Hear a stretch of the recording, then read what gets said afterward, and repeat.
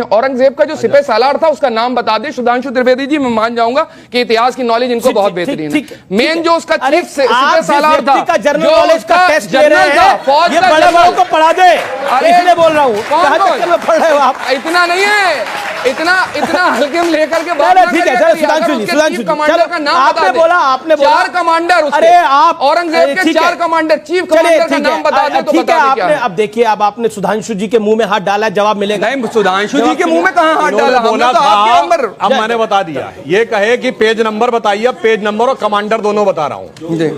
उसके 2 कमांडर को 6 अप्रैल 1669 मोहम्मद साकी और मुसद्दत खान, इन दोनों को कहा गया डिमोलिश होना है। जो लिखा हुआ मसीर आलमगीरी, ट्रांसलेशन बाय जदुनाथ सरकार, पेज नंबर 81। अब सुनो आगे, मई 1669, आगे सुनो, मई 1669 उन्होंने कहा कि फौज भेज दी गई, पेज नंबर 84।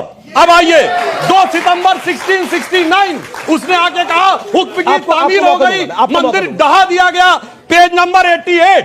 और सुनो, 1670 में कहा गया कि उन मूर्तियों को लाकर मस्जिद की सीढ़ियों पर लगा दिया जाए, पेज नंबर 95, 96।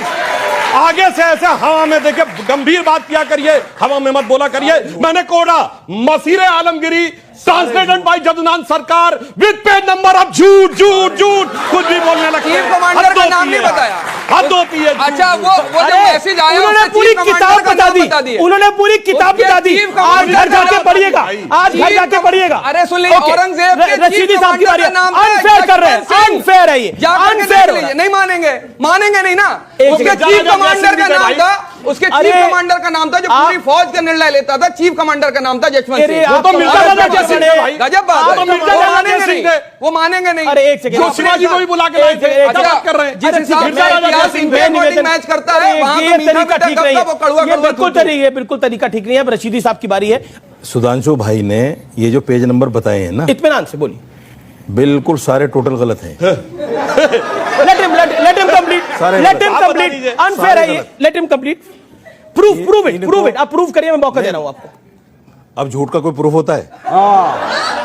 क्या प्रूफ? आप कह दीजिए मसीर आलमगिरी में नहीं लिखा है। आप लिखिए कि मैं हलफनामा कोर्ट में देने को तैयार। सबूत तो देंगे महाराज, झूठ सबूत तो देंगे, कोई पास नहीं होता, मेरे पास क्या होगा? झूठ मतलब आप कह रहे हैं किताब ही नहीं लिखी गई? वो नहीं, किताब नहीं, ये जो बता रहे हैं। अरे साहब, इसीलिए तो नहीं सर्वे होने दे रहे हैं, क्योंकि झूठ का प्रूफ नहीं होता है, सच का प्रूफ होता है, इसीलिए।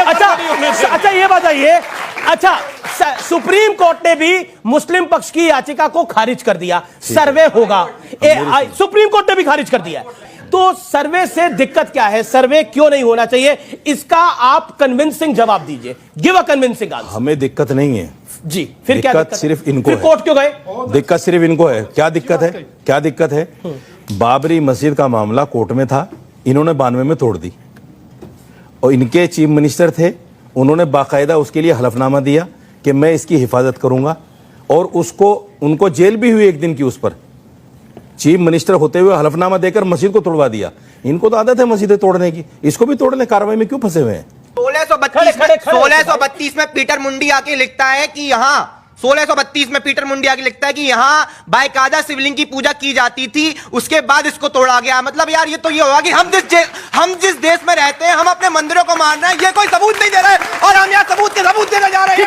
ठीक है। बोला, मुस्लिम पक्ष को बोला, आप एक वैलिड रीजन दीजिए और एक वैलिड कारण बताइए कि हम सर्वे पर क्यों रोक लगाए, यानी सर्वे पे नहीं, हाई कोर्ट के निर्णय पर हम क्यों रोक लगाए, उसका वैलिड रीजन दीजिए। जब ढांचे को कोई तकलीफ नहीं हो रही, बिल्डिंग को कोई तकलीफ नहीं हो रही, और मैपिंग के थ्रू इन्वेस्टिगेशन हो रही है, एएसआई का सर्वे हो रहा है, जिसमें पता लग जाएगा अगर वहां मंदिर नहीं हुआ होगा तो अवशेष कैसे मिल जाएंगे, और अगर मंदिर होगा तो छुप कैसे जाएगा। देश में जब बाबरी मस्जिद और राम मंदिर को लेकर के विवाद हो रहा था, तो उस वक्त अटल बिहारी वाजपेयी जी और लाल कृष्ण आडवाणी जी सब लोग यात्रा लेके चल रहे थे, कहते थे एक राम मंदिर का मसला दे दीजिए, उसके बाद कुछ नहीं। और फिर 1991 का प्लेसेस ऑफ वर्शिप एक्ट इसीलिए लेकर के आया गया कि अब इस देश के अंदर हिंदू मुसलमान मस्जिद मंदिर के नाम पर कोई विवाद नहीं होगा। उसको मानने के लिए तैयार नहीं हो रहे हैं। 1990 वर्शिप का जो प्लेसेस ऑफ वर्शिप एक्ट है उसको नहीं मानेंगे। तो कोर्ट ने भी नहीं माना वो तो? अरे नहीं, कोर्ट अरे आप कैसे कह सकते हो? क्या कोर्ट माना? माना? तो आप रोक क्या लगा कहते देता हैं? सर्वे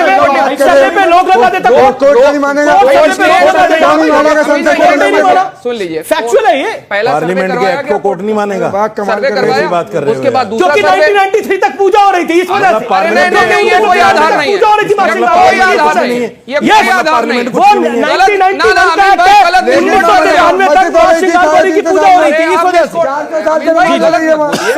आप फैक्चुअली बात यह है कि 250-300 साल 350 साल के आसपास से वहां पर नमाज हो रही है।